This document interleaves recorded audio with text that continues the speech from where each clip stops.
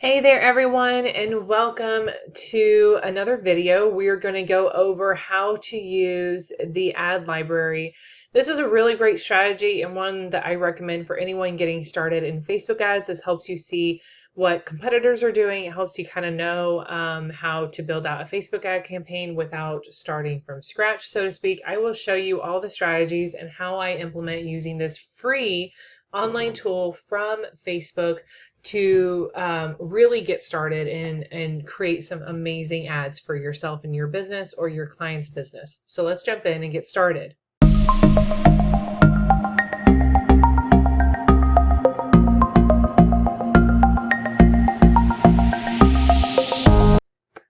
For those of you who are new here, my name is Becky Burgess. I am the owner of Splash Owl Media, a digital marketing agency that specializes in Facebook ads. I am absolutely excited and thrilled to be sharing this video with you. It's a training that is highly requested in my free group, which is linked below. Also, if you have a moment and you are new here, please hit the subscribe button and please feel free to comment below or reach out to me directly if you want to see any specific training that I have not covered yet. Okay, now let's talk about why you would use this strategy. First off, I love using this strategy whenever I am looking into competitors. I want to do some extra market research, or what I like to say is stalker research. I look at what people are putting out in the same niche as myself or one of my clients. I look at what ads are converting the best for them, because those are the ones that you're going to be seeing, because in here you're only going to be seeing active campaigns or ads. And then, so we're going to dive in a little bit deeper to each one of these, but I wanted to share an overview. So Facebook Ad Library is a wonderful resource, and it's a free resource that Facebook put together instead of scrolling through the newsfeed, hoping that you would screenshot the ad that you liked, and developing a swipe file for yourself, which I used to have an old one on my Trello board. Or if then they started implementing the page transparency on a business page, and that was in and of itself a nice little, feature at the time. But now they have consolidated everything and put everything in one location, and I absolutely love this. So we really want to select searching all. What is this used for? We want to use the Facebook ad library to, maybe you want to get get ideas for different creatives. Maybe you want to get some copywriting ideas and inspiration. Maybe you want to see what another person in your community or your niche is offering and what's working for them. Maybe you want to see, if you take a variety of a handful of 3 to 5 people that are your competitors or people in your same community, then you see that they're all kind of doing a similar ad. Maybe you want to test out that same campaign. So it can be used on different levels, but it's kind of nice to, I come in here not only to, for market research purposes, but also to get inspiration, instead of looking at a blank Canva template or a Photoshop template. I can just go in here and kind of see what's working for other people in my niche or in my clients' niches, and that way I can kind of start at a higher level than just looking at a blank canvas. And so I love using it for all of those purposes. It's easy to use. So we're going to go to search all, and I'm going to show you a couple different examples. So one of the people that I love following is Amy Porterfield. I have an audience built up of, about her. She does a lot of videos. So we know that since those are still up, those are probably getting really great conversions, which I'll show you a couple of other examples too, and they're using video as well, and it's doing well for them. Also, another thing that kind of so right now I'm just looking at the graphics that are used. So she has videos up here, which is awesome. So maybe implement that. I'll write down, Amy Porterfield is using a lot of videos. And I've already went through this before I started recording, so I know that she's doing a special promotion right now, because this is the most ads I've seen in here in a long time. So she has a lot of variety, which is great. So if you know someone is launching and you see a lot of different ads from them, go look them up in the Facebook ad library, because chances are you're not even seeing all the different ads that they're running. And what I like to do is I like to come in here when I initially start working with someone or having this idea for my own business, and I find a couple of the ads that I really like. Maybe it was the graphic that really caught me and I want to send it to my graphic designer. So this one I love. I use a lot of yellow in my images too because it pops. It gets a lot of traction. Typically those are higher converting images. Blue is working really well right now, and so she's doing these high contrast colors that captures your eye, and then she immediately has a little thing that kind of sparks interest. So how to plan your first or next photo shoot. And she looks all cute, and she's walking and everything. So there's movement here. Um, I mentioned in another training that I like when people do this, and we'll see this a lot in this training, is people use different layers, and it creates depth in their image, which is very eye-catching. It creates a lot of really great eye movement. And so the reason why we're focusing on the graphic section of this now is because I like to break up all of my ads into 3 pillars, and I call them the 3 pillars of a successful Facebook ad. And I have done so many trainings on this. So the graphic is supposed to stop someone from scrolling. It's supposed to be that eye-catching that it stops them from scrolling. 2, the headline is supposed to pique interest. So it's supposed to pique their interest to where they want to learn more. And so then they go up to the copy. The copy's main purpose is to push them to take a specific action, whether it's to opt into your email list, buy your course, attend your webinar, watch even just this video that's embedded in the ad. Whatever that call to action is, that's what its purpose is. It's there to request something of them. So we want to look at different elements too. So she's putting out different types of images, which I love the variety. I hate when people put up the same stale image over and over again. It's very boring. It's not very cost effective. Usually when you do a test, you want to test multiple different types of images, different colors, different, sitting in different ways. This image, even though she's wearing the same outfit, is very different than, oh, I'm just casually sipping my coffee. And then you just have this one, which is actually a coffee maker with her mug. And so it's still the same, you can see right here. So 10 major digital course mistakes revealed, which is already really great headline.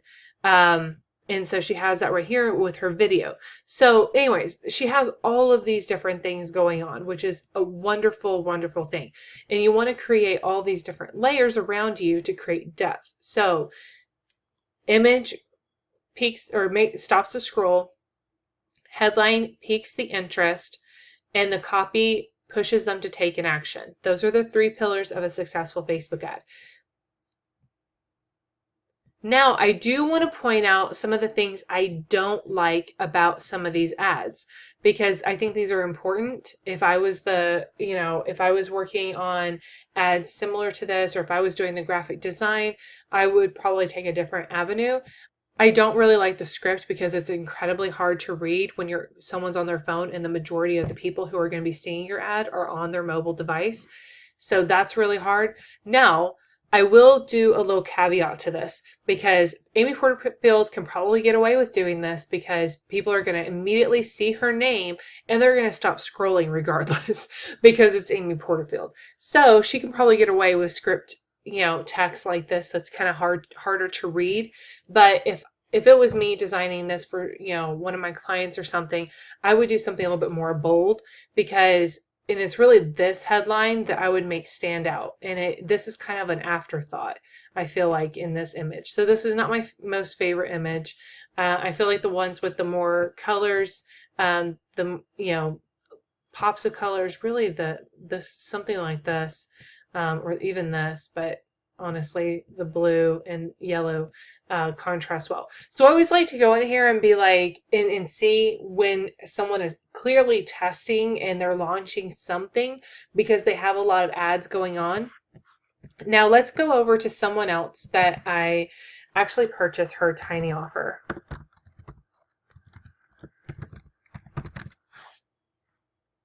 So we have a very similar audience and we have a very similar brand, with like the colors and everything. Now she's a copywriter and of course I run a Facebook ad agency. And so we serve different areas of our own community, but we already have a very similar, um, you know, we already have a very similar audience that we speak to.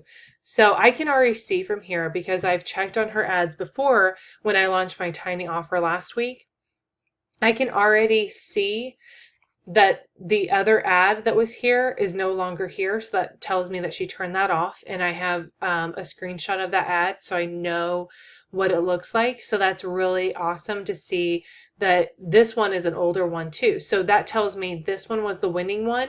Okay, now she's testing another element of that. So now they're testing a different copy. And you can click on this and see the two different copies. Very similar, still the same messaging and everything, but they tweaked it a little bit. So I think because this one isn't as lengthy, it's very straight and to the point. I think this one may work out better in their favor. I also love the use of the carousel ads. So you can click through and see all the different carousel ads that they put together. I did this last year too. It was really popular. Something really awesome to test out is when you bring in the image and it connects to the other image, and it just creates this flow, right? And I like the use of putting testimonials inside of this. That's really great. You can also use like screenshots of like results that you've gotten. You can use testimonial videos from your clients if you're trying to build out your service-based business. There's a lot of different elements that you can use in the carousel campaigns. So we are going to click on See Ad Detail. So this just brings it a little bit bigger so we can actually read through the copy. And if I go, oh my gosh, yes, I love this, I am going to add this to my swipe file. Or I'm going to send, maybe I'll start building out a swipe file. So I'll copy the ad link that it links directly to this ad specifically. And I can, if it's the graphic thing, I can make notes and say, and tag my graphic designer and say, look at these 3 ads and can you make something for me based around this?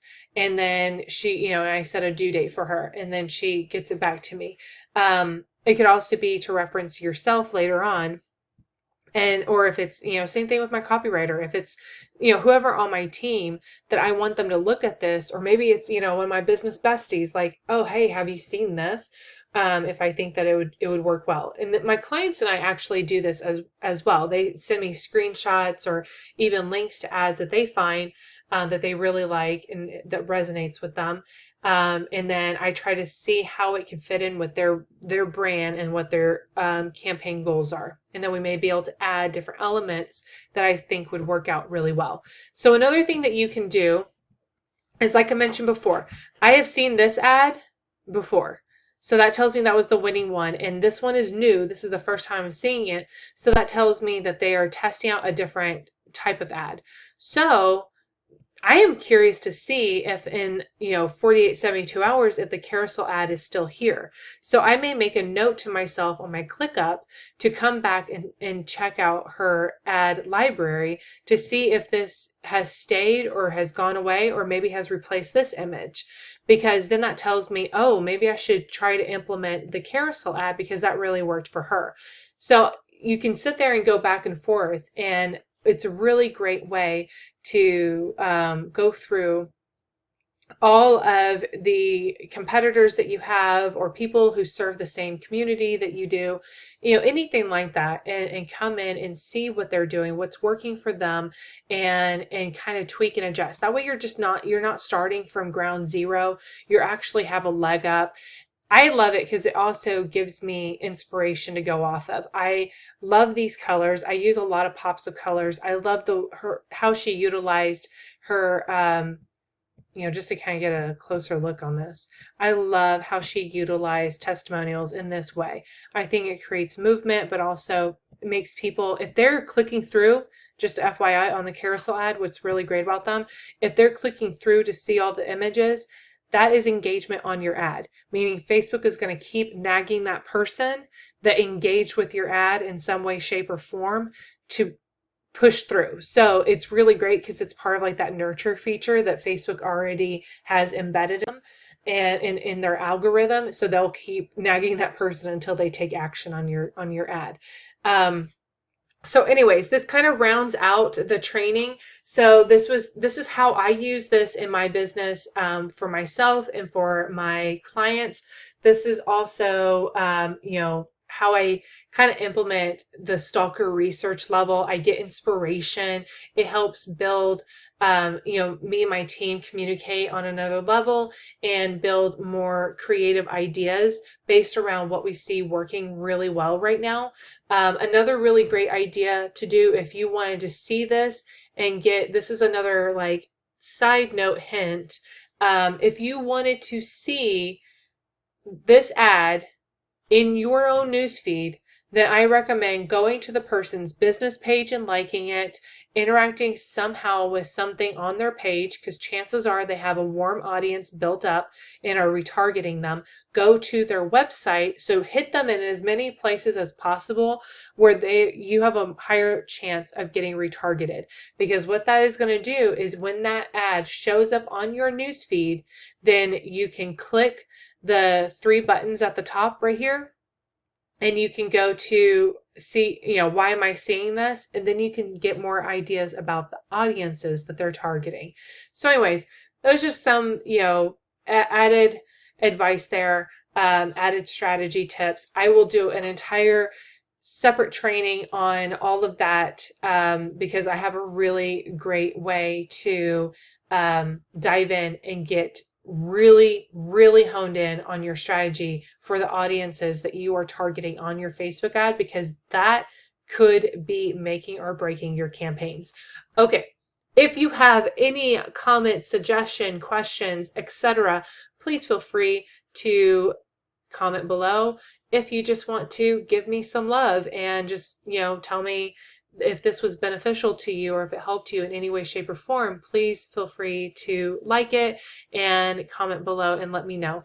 Anyways, I appreciate you guys. Thank you so much for tuning in, and take care.